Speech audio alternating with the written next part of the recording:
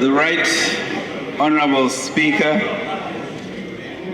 Honourable Members of Parliament, today the 29th of July 2019, on the authority of His Excellency President Nana Addo Dankwa Akufo-Addo, I beg to move that this Honourable House approves the mid-year review of the budget statement and economic policy of the Government of Ghana and supplementary estimates for the 2019 financial year. Mr. Speaker, on November 15, 2018, I presented to this House the budget statement and economic policy of the Government of Ghana for the 2019 financial year. I stand before you today to present the mid-year fiscal policy review of the 2019 budget statement and economic policy and a supplementary estimate of government for the 2019 financial year. Mr. Speaker, I'm performing this statutory function in accordance with Article 179, Clause 8 of the 1992 Constitution and Standing Order 143 of this august House, which set out the modalities for laying supplementary estimates before this House, and Section 28 of the Public Financial Management Act 2016, Act 921, which enjoins the Minister responsible for Finance to prepare and submit to Parliament a mid-year fiscal policy review. Mr. Speaker, this statement is an abridged version of the mid-year review of the 2019 budget statement. I would like to request the Hansa Department to capture the entire statement on the mid-year fiscal policy review and supplementary estimates. Mr. Speaker, I wish to update the House on key developments since the budget presentation last year, a few of which are challenging our collective efforts to improve and expand the economy. Some of these developments have imposed significant shocks and will require decisive actions to maintain economic policy.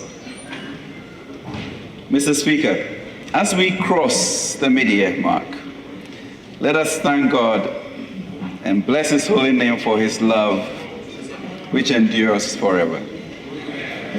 I am confident that as in Isaiah 61:7-8, instead of shame and dishonor, Ghana will enjoy a double share of honor. We will possess a double portion of prosperity in our land, and everlasting joy will be ours.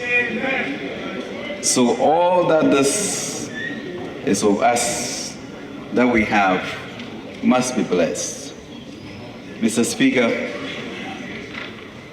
let us be joyful for how far the Lord has brought us. Now, Mr. Speaker, in line with our objective of building a strong economy for jobs and prosperity, government outlined a number of priority projects for the 2019 budget.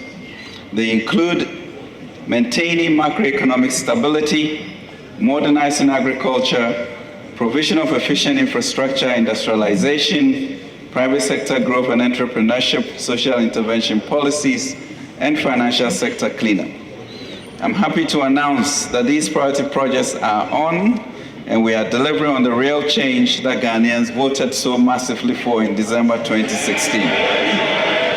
In the last 31 months, Mr. Speaker, year after year, budget after budget, together with the active support of the people and businesses, we are building a confident, stronger, and ambitious economy. The shared progress that we are making is real, and the credit for this success is, in fact, a shared one with the people we are elected to lead, serve, and obey. However, Mr. Speaker, it must be stressed that we continue to face serious risks and challenges which we must, with the support of the people, tackle head-on, because these risks and challenges combine to slow our efforts to improve with urgency, depth, and discipline the lives of our people, especially in the provision of public and social infrastructure such as roads, community housing, schools, clinics, water, and electricity. We believe that the accelerated progress which the people of Ghana desire and deserve will be better served if these risks and challenges are neutralized. Mr. Speaker, a 2019 report of the IMF using Ghana as a case study pretty much captures where our economy was and where we've taken it over the past 31 months, and the greater gains we are poised to make from the decisions we have taken as a result of the competence and discipline we have applied in implementing them. With your permission, Mr. Speaker, I quote from the very beginning of the report: Ghana has been hailed as one of sub-Saharan Africa's success stories. It was the first to free itself from colonial rule in 1957. It built a stable democracy in the 1990s, overcoming decades of political upheaval, a thriving economy fueled by exports of cocoa, gold, and more recently oil, helped cut the poverty rate from 53% in 1991 to 21% in 2012. But by 2015, Ghana's economy was in trouble, hobbled by widening current account and budget deficits, rampant inflation, and a depreciating currency. Credit dried up as interest rates rose and banks' bad loans piled up. At the root of Ghana's woes was out-of-control government spending. In early 2015, Ghana turned to the IMF for a $918 million loan to help stabilize the economy. Unquote. The report goes on to highlight some of the achievements chalked in the past 31 months. Quote, Ghana's economy is on the mend. The trade and budget deficits are narrowing.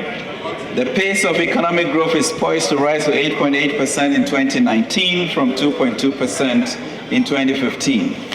The inflation rate is projected to fall to 8% from almost 19%. Cuts to wasteful spending made room for much needed social service, such as a free secondary education. For Ghana's 28 million people, it all adds up to higher incomes, better job opportunities, and more purchasing power, unquote. Mr. Speaker, true to our word, we have successfully completed and exited the IMF ECF program with the final review completed last April. We have had to make some difficult but necessary choices to correct the mistakes that forced the previous government to seek an IMF bailout for oil-rich Ghana. We believe that the decisions we have taken so far will safeguard the long-term interests of the nation and our people, and the President thanks the people for bearing with us. Economic management, after all, is about making difficult choices. It is about putting the national interest above sometimes populist, self-serving, and short-term choices. The shared successes achieved so far attest to the fact, like the good stewards mentioned in the parable of talents in the Bible, we have prudently utilized the very limited resources that we were entrusted with to achieve more. I stood here, Mr. Speaker, in March 2017 with our 2 fishes and 5 loaves, and the Lord has indeed blessed us. Mr. Speaker, we've been able to entrench fiscal discipline through the strategic allocation of resources, efficiency in the use of public funds, as well as enhancing transparency and accountability in our management of the public purse. Candidate Akufo-Addo promised to protect the public purse, and that's exactly what we've been doing at the Treasury. To highlight that point, Mr. Speaker, in a space of 31 months, by reviewing contracts that we either sole sourced or procured through restrictive tender, the Akufo-Addo administration has made savings of $2.75 billion, which breaks down to $800 million in 2017, $1.1 billion in 2018, and $1.085 billion in 2019. Mr. Speaker, permit me to compare these savings made by the Public Procurement Authority under this administration to what happened under the previous one, even though more contracts were awarded through sole sourcing and restrictive tender annually than any year under the government. In 2013, savings registered was 0 cedis. In 2014, again, savings made amounted to 0 cedis. In 2017, savings made total 0 cedis. In 2016, again, the PPA made 0 cedis in savings. When it comes to how taxpayers' money have been managed, the facts, Mr. Speaker, speak loudly. We believe it is very important on days like this that we show to the people of Ghana that this government their government, the Akufo-Addo government, the New Patriotic Party government, your government, spends the taxes you pay for your benefit and for the benefit of the collective. This is because we consider the social contract between government and the people as a sacred covenant. Mr. Speaker, in each of the 57 or so cabinet meetings we have attended in the last 31 months, the President is always quick to remind us, to stress to us as ministers, the urgency in meeting the needs and aspirations of the Ghanaian people. Just last week, as we discussed the details of this statement I'm reading now, the President reminded us that in spite of all that we have managed to achieve so far, too many Ghanaians must still be taken out of poverty. He reminded us that we are certainly not there yet, that our efforts to confront poverty, fix our roads, provide community housing, support our farmers, protect the vulnerable, offer better conditions of service to our nurses, teachers, security officers, get businesses operating optimally, we're being checked, and that we should be bolder in taking steps that will offer us the fiscal space to improve the lives of those we lead, serve, and obey. Today, I will announce the calculated and balanced measures that we intend to take with the support of this House, with essentially the aim of improving lives. Mr. Speaker, the Akufo-Addo government leads, serves, and obeys. The evidence is mightily clear that we offer better and assured leadership in managing the Ghanaian economy. All key indicators for building a stronger economy are being effectively and are stronger now than they were 30 months ago. Inflation has dropped to single digits and dropping. Interest rates continue to drop. External payment position has strengthened. Exchange rates have been more stable. The fiscal deficit has reduced to below 5%. Real GDP growth has rebounded and remains robust. Debt to GDP ratio is below 60%. The banking sector has been rescued and recapitalized. Mr. Speaker, as a result of bold and decisive measures we took to fix the banking crisis, our banks are stronger and richer, and with the cost of borrowing dropping, banks can and should therefore do a lot more to support the growth and expansion of business, which will create more jobs under the stable environment that has been provided by government for that exercise. Mr. Speaker, we recall the last time the MPP was in government, a government in which you, Mr. Speaker, served with pride and distinction. Our financial sector expanded considerably. It was under President J. Akufo that we saw increases in the number of banks. The sector became competitive, with banks chasing ordinary workers with loan offers. This resulted in one of the highest average GDP growth rates in our country's history. We know that the foundation for growing businesses and creating jobs everywhere is a vibrant, well-governed, well-resourced, competitive financial services sector operating under a stable economic regime. That is why we could not watch the sector collapsing, even if it meant slowing down for a year or so on some of our own scheduled programs. In the recovery process, we managed to set up the Consolidated Bank Ghana Limited and capitalize it with 450 million Ghana cedis. Just this month, CBG has released funds totaling 430 million to Cocoa Board for Cocoa Roads. We provided funding of 11.2 billion, Mr. Speaker, to secure depositors' fund in the failed banks. The bank, the Ghana Amalgamated Trust, has provided funds to capitalize solvent indigenous banks that were struggling to meet the enhanced minimum paid-up capital of 400 million cedis. We have recently provided an additional 925 million for payouts to small depositors of the 386 microfinance institutions. Mr. Speaker, we have restored confidence in the banking system, securing the otherwise distressed deposits of some 2,655,100 customers, as well as saving over 3,000 jobs. Today, total bank assets have shot up to 112.8 billion, Growth of credit to the private sector is rebounding assuredly by 16.8% in June 2019. I'm therefore happy to announce confidently that Ghana is seeing a revival of that zealous, responsive, and at the same time, responsible banking environment we had been reduced to reminiscing. Mr. Speaker, the Akufo-Addo government is here to lead and also to serve. We are serving the people better in keeping their lights on, in getting our children into the classrooms and feeding them there, in getting our NHIS cards to work, in reducing the cost and hassle of clearing goods at our ports, in keeping our police on our streets, in helping farmers to produce more and to earn more. Mr. Speaker, again, the Akufo-Addo government is an obeying government. We trust and obey for the people who chose us to lead and to serve. It means we listen and we act responsibly and decisively in response to what people tell us. We have looked beyond the legendary Green Book of bold but many unsubstantiated claims of infrastructure projects fabricated and built, but in those beautiful pages for our predecessor's 2016 campaign.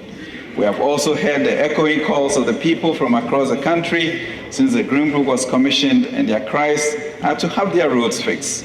My message to all those WhatsApp videos of bad roads is this: we have heard you, we have seen them, and we are sending over the motor graders, wheel loaders, asphalt mixing plants, and road roller machines to fix your community roads, farm gate roads, and highways. We will certainly not be able to do them all within this 4-year span, but we have planned for them and have found the money to do far more than what the Green Book authors achieved. Fellow Ghanaians, I wish to plead with you and assure you to bear with us. For your obeying government, the Akufo-Addo government, will fix your roads, and we shall fix them not with words and pictures. Mr. Speaker, our underlying strategy is to grow the economy and to do so aggressively, prudently, broadly, and sustainably. This is because we know that we cannot meet the needs and aspirations of our people if we do not fix and build a strong, dynamic, and confident economy. But we cannot also build if we don't manage the growth of our expenditure and maintain the discipline and integrity that are needed to protect the public purse. We believe that every generation must pay its own share of recurrent expenditure. So for recurrent spending on education, healthcare, security, and other social spending, we should not be borrowing, as that unfairly shifts the burden on future generations. We also know that even for infrastructure spending, there is still a limit as to how much we can borrow at any given time. We are improving revenue generation. The restructuring of the Ghana Revenue Authority and the measures we have put in place to automate processes at the ports are already yielding positive results. We see a new sense of responsibility from those entrusted with collecting our taxes, and we know that they will make this country proud by keeping the tax gates and ensuring that we raise the necessary tax revenues to continue to effectively fund priority programs for the benefit of all Ghanaians. We are also determined not to spare the rod on those who offend our revenue mobilization efforts. 3 months ago, Mr. Speaker, I came here together with my colleague, John Peter Amewo, to ask for approval, it's about 6 months ago, for the amended petroleum agreement for AGM Petroleum in the South Deepwater Tunnel Block. Since then, the Norwegian oil company has drilled 2 wells in the block, 2 more than the number of wells drilled under the previous administration. And just 2 weeks ago, AGM announced that they had discovered oil in an area called Blessing. This comes barely 6 months after ACA announced that it had discovered oil after a mightily successful drilling exercise in the Deepwater Tunnel Cape 3 Points block, which was reported as the biggest find in Africa. The future is indeed brighter. All that I can say, Mr. Speaker, is that we thank God for his blessings on Ghana. Mr. Speaker, in line with our objective for 2019, government is implementing a number of programs to revamp economic and social infrastructure to support industry, facilitate business development, and deliver social services. Mr. Speaker, our industrialization and agriculture modernization drive is on track and transforming Ghana. Our social protection and intervention programs have seen major expansion and efficiency gains. Mr. Speaker, government's flagship free SHS program has changed the course of this nation forever, and posterity will thank the President. And posterity will thank the President of the Republic of Ghana, His Excellency Nana Akufo-Addo, for making it possible for our young people to realize their future dreams and aspirations through free education. Access to secondary school education has never been higher. The innovative temporary double-track system currently being implemented has helped to accommodate the numbers, affording each child the possibility of accessing secondary education. Government has responded to this increased demand with accelerated infrastructure delivery. Mr. Speaker, I'm happy to announce that two schemes, National Housing and Mortgage Scheme and Affordable Housing Real Estate Investment Trust, under the Decent Homes Better Life initiative have commenced. This initiative will provide quality affordable housing for Ghanaians, starting with public and civil servants. Mr. Speaker, the remarkable achievements over the 31 months have been noticed even beyond the shores of Ghana, setting the right tone for attracting massive support for Ghana to win the bid to host the Secretariat of the Africa Continental Free Trade Area. This is the first time Ghana is hosting a Continental Africa institution, African Union institution. AFCFTA is an institution covering all African countries with a population of 1.2 billion and a GDP of 2.5 trillion US dollars. The institution will spur trade and economic growth in Africa, and with Ghana hosting the Secretariat, this will advance our goal of becoming a regional economic hub. Last Thursday, I participated in the investor conference of the Ghana Trade Fair Site Redevelopment Project, which is aimed at redeveloping the Ghana Trade Fair site into a first-class international convention and exhibition center, supported by the infrastructure such as world-class hotels, retail facilities, fintech space, and offices. The facility, when completed, will support international events generated by opportunities such as Ghana hosting the AFCFTA Secretariat. The Trade Fair Redevelopment Project, which is already in motion, is estimated to inject about $2 billion in private sector investment into the economy and generate thousands of jobs for the people of Ghana, especially the community around the facility. Mr. Speaker, notwithstanding the significant progress we have made so far, the serious challenges we are facing in the energy sector pose grave financial risk to the whole economy. At the heart of these challenges are the obnoxious take-or-pay contracts signed by the NDC, which obligate us to pay for capacity we do not need. Currently, according to the Energy Commission, our installed capacity of over 5,000 megawatts is almost double our peak demand of around 2,700 megawatts. Notably, 2,300 megawatts of the installed capacity has been contracted on a take-or-pay basis. This means that we are contractually, Mr. Speaker, obliged to throw away money for this excess capacity which we do not consume. This has resulted in us paying over $500 million US of over 2.5 billion annually for power generation capacity that we do not need.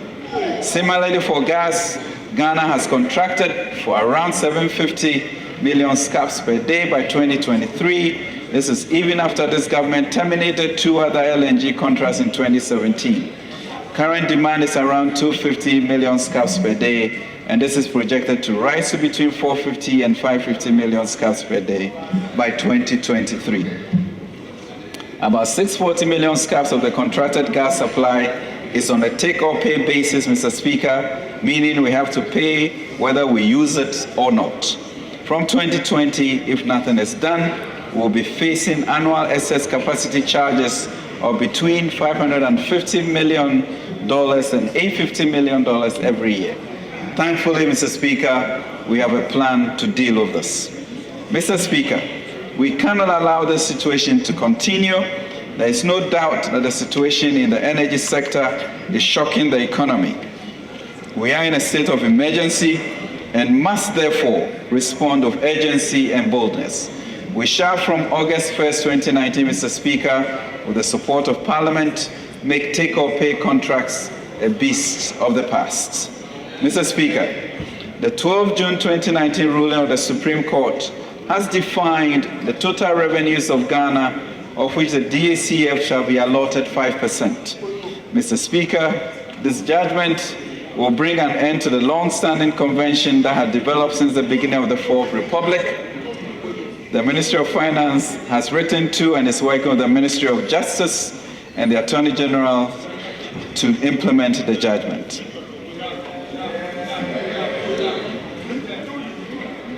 Mr. Speaker, we are proud of our relationship with labor and employers. Our social partnership agreement would enable a peaceful and shared prosperity with labor and employers. We can and must protect wages. Together, we shall maintain macroeconomic stability and revitalize industry and services. We all deserve decent wages, and we will work with labor employers to ensure that.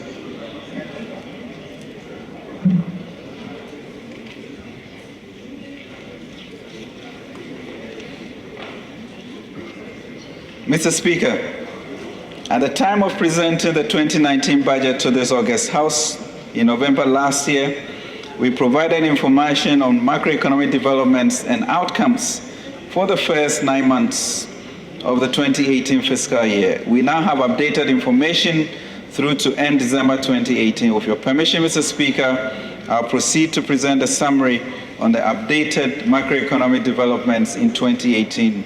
To put this review in perspective, however, I would like to restate the macroeconomic targets for 2018. Overall, real GDP growth was projected at 5.6%. Non-oil real GDP growth rate was projected at 5.8%. End period December inflation was projected at 8.9%. Overall budget balance was projected to end in a deficit equivalent to 3.7% of GDP. Primary balance was projected to end in a surplus equivalent to 1.4% of GDP, and gross international reserves was projected to cover at least 3.5 months of imports of goods and services. Mr. Speaker, provisional data released by the Ghana Statistical Service in April 2019 showed that overall real GDP growth, including oil, for 2018 was 6.3%, 0.7 percentage points higher than program, albeit lower than the 2017 performance of 8.1%. Non-oil real GDP also increased from 4.6% in 2017 to 6.5% in 2018 and exceeded the target rate of 5.8%. Mr. Speaker, headline inflation eased to 9.4% in December 2018 from 11.8% in December 2017, mainly on account of steady decline in non-food inflation supported by the relatively tight monetary policy stance maintained throughout the year, as well as a supportive fiscal stance. Non-food inflation fell to 9.8% in December 2018 from 13.6% in December 2016, while food inflation increased to 8.7% in December from 8% over the same period in 2017. Mr. Speaker, in spite of the contraction of private sector credit growth in the first quarter of 2018, private sector credit growth recovered as banking sector liquidity improved, reflecting the impact of the banking sector cleanup and the recapitalization exercise in 2018. Annual growth in private sector credit for 2018 was 10.6% compared to 13.4% growth a year earlier. The share of total outstanding credit to the private sector is still high at 88% in 2018, down from 89.8% in 2017. Total outstanding credit to the private sector at the end of December 2018 was 37.593 billion compared to 33.987 billion cedis recorded in the corresponding period in 2017. Mr. Speaker, in line with Bank of Ghana's objective of anchoring inflationary expectations and ensuring the stability of the domestic currency. The monetary policy rate was lowered further by 300 basis points in 2018, from 20% in 2017 to 18% in March 2018, and further to 17% in June 2018, and remain unchanged for the rest of the year. Average lending rates of banks declined broadly in line with the policy rate of 26.9% in December 2018, down from 29.3% in December 2017. Interest rates on both short-end and medium-term government securities, however, generally trended upwards, particularly in the second half of 2018, reflecting tighter financing conditions. On the external front, the trade balance recorded a surplus in 2018 for the second consecutive year, amounting to 2.7% of GDP, supported by strong performance in crude oil exports, which benefited from both volume and price developments, and non-traditional exports. The current account, however, recorded a deficit of $2.1 billion, 3.2% of GDP in 2018, compared to $2 billion, 3.4% of GDP in 2017, as net outflows from the income account far outweighed the gains from the trade balance. The stock of gross international reserves at the end of December 2018 amounted to $7 billion, sufficient to provide cover for 3.6 months of imports of goods and services, compared to 7.6 billion or 4.3 months of imports of goods and services over the same period in 2017. Mr. Speaker, the Ghana cedi was largely stable against the major currencies in 2018, supported by improved macroeconomic fundamentals and higher foreign exchange inflows. Despite coming under pressure between April and September, the cedi recovered in the last quarter of 2018, reflecting stabilizing global environment and improved foreign flows from the cocoa syndicated loans and remittances, as well as drop in crude oil prices. On the interbank market, the cedi cumulatively depreciated in 2018 by 8.4%, 3.9%, and 3.3%, respectively, against the US dollar, the euro, and the pound sterling, compared to 4.9%, 16.2%, and 12.9% against the US dollar, the euro, and the pound sterling, respectively, in 2017. Mr. Speaker, government's fiscal operations in 2018 were broadly in line with expectations. The fiscal deficit, excluding financial sector resolution costs, declined further from 4.8% of GDP in 2017 to 3.9% in 2018. Altogether, this represents a cumulative decline of 2.6 percentage points of GDP since 2016. For the first time in many years, Mr. Speaker, the country recorded a positive primary balance for the second consecutive year, reaching 1.4% of GDP at the end of 2018. Mr. Speaker, total revenue and grants for the period amounted to $47.6 billion, equivalent to 15.8% of GDP, against the annual program target of $49 billion, or 16.4% of GDP. Although some revenue handles such as personal income tax, corporate income tax, petroleum excise tax, and upstream oil and gas receipts outperformed their respective annual targets, these were not enough to offset higher revenue shortfalls from VAT, international trade taxes, and other non-tax receipts. The key reasons for the shortfall included non-implementation of EPOS, delay in the excise tax stamp policy, lower recorded CI values of imports, non-realization of some program dividends from SOEs, delay in the sale of electromagnetic spectrum, as well as payment of telco license renewal fees.